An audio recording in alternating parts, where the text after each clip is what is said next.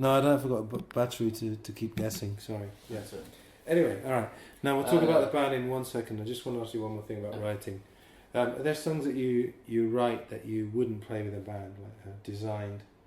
Do you do solo gigs? Or you do open mics, obviously, but I used to. I mean, is there anything designed that more just for solo acoustic, or when you write it, it's just whatever direction it goes in?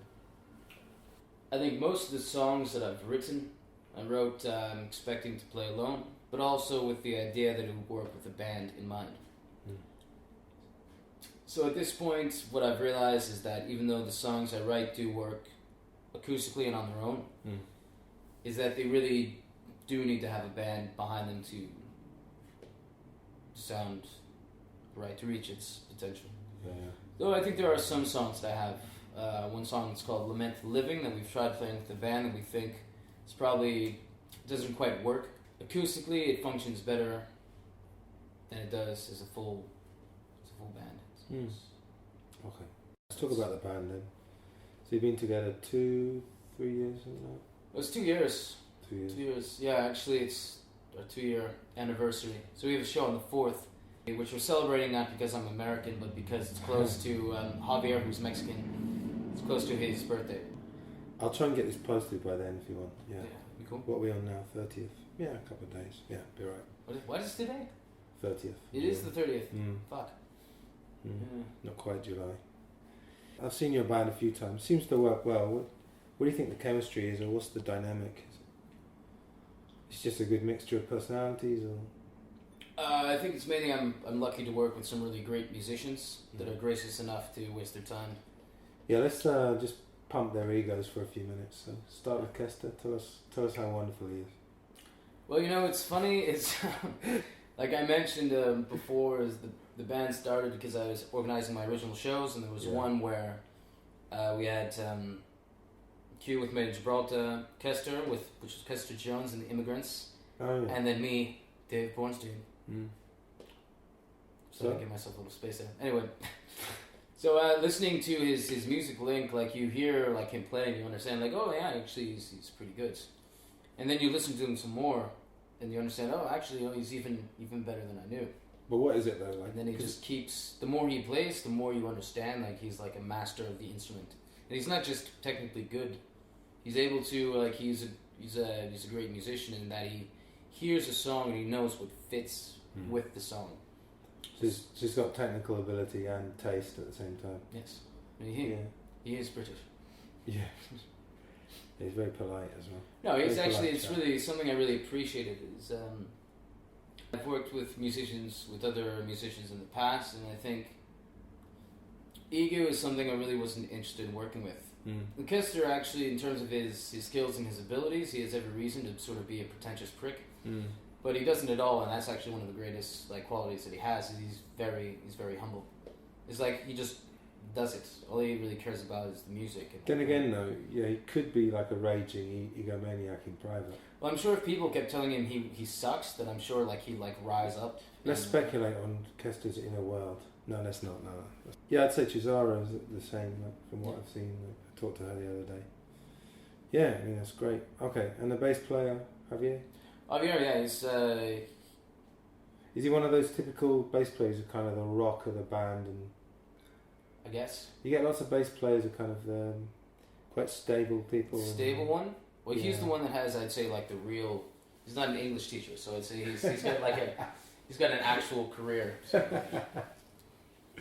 Well, not that teaching English isn't a career, but I mean he has like promotions and shit like that. He can. I see. Sorry about the profanity. That's alright. No, what he plays is actually quite complicated. Yeah, he's fast. He's like I would say, I don't know if he's like the anchor of the group. I'm sure if anyone is. Yeah, but you could say he's a very reliable, solid, dependable person. In terms of his playing, he's a very solid bassist. I think he actually studied music as well. Aside from his abilities on the bass, he also has a wide variety of pedals, so he also knows how to use different effects to add to the song. Okay. And Woody? Woody is, I'd say like Q and Woody both are animals, different types of animals. But Woody is a very solid drummer. He sort of just does it. I don't know if he's the anchor, but in terms of being like the most like reliable person, Woody is one of the most reliable people I've ever known. It's like is that like compared to other musicians or compared to humans? Just in life. Humans. If I was in a war, I would want Woody to be fighting with me because I would like trust he would like have my back. And he would probably bring the weapons as well. Yeah, I think he'd be the one who'd remember to bring the ammunition. Okay. Yeah, I was talking to Kester about the fact that you play acoustic music really well as well. And did you do an acoustic gig? Me? No, the band. Oh. Well, I'm sure you do as well. Well, we'll find out at the end, won't we? But no, the band. And you did an acoustic gig, right? Recently? We did, but the sound I think was kind of horrible. Right. But I wouldn't say it was necessarily our fault. It was part of it had to do with the system that actually was available to us there. Were you doing the same songs acoustically? Some of the same? We didn't do all the same. We didn't we wouldn't play all the same songs. So we think some of the songs we play only don't really quite work acoustically with the band. And what does Woody play when you do acoustic? Does he play bongo? So far Woody hasn't played acoustically. Okay. I'm not sure if he wants to. Yeah, can't imagine him on bongos. No, I mean, cajon, or does he play cajon? I think cajon is really a great instrument, and it has you can get a lot of sounds out of it. Also, I think there's something primal, something seductive about percussion itself. That when you play acoustic gigs, that really draws people in. I mean, because it's got that connection with the heartbeat, isn't it? The bass drum. It's the heart of the sound. Yeah. The bass drum, or it's very primitive. Just percussion itself. It's something that humans connect to. So, like we were talking about earlier, how like in the ancient Greeks, that music, in some ways, was similar to rhetoric, in that it had, it was sort of like this spell that sort of like has a force that sort of moves the individual. All music does that, but I think the percussion or the rhythm itself has a more primal, more unconscious effect on the individual. I was listening to this. It was a Martin Luther King speech. It may have been the I Have a Dream, or it may have been another one. Why spoke it on Vietnam? Yeah.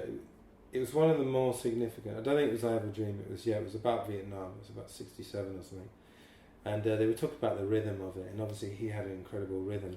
Yeah. But they actually did a speech with musical backing, but not trying to make it out like it was a rock video. It was very tasteful, and it was percussion, and it was incredible. It was just, I don't know what it was.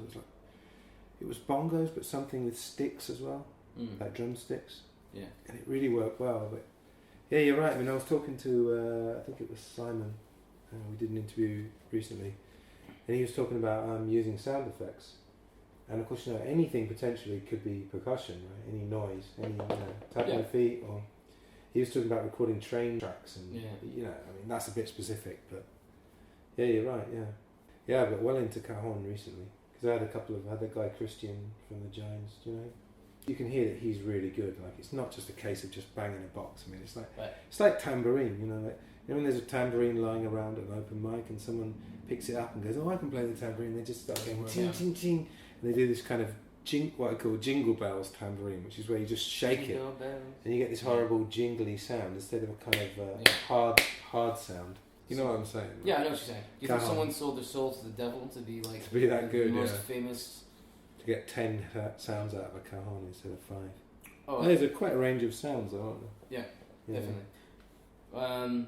Yeah, I mean, it depends. I think, especially with our music, is that if we do acoustic gigs, I think it's probably better to have Woody there than not. I think other styles of music that are sweeter and softer, I think you don't necessarily need. I think it's good to have percussion. But there are some sounds where just a guitar, or a voice, or ukulele, the voice, depending on how it's done, works quite well on its own. So he didn't play an acoustic gig at all, no? No. Just those recordings we did on the roof where he was playing a fucking pillow. I played a pillow. You played a pillow. You put an effect on that sound, right? Yeah. Okay. Have you got any political songs? Because you and I talk about politics quite a bit. Yeah, I mean, there's a point in time where a lot of the songs that I wrote had to do more or less with my own political beliefs or ideology, which right now I'm not really sure if I believe in anything at all, so which is kind of strange for me as an artist.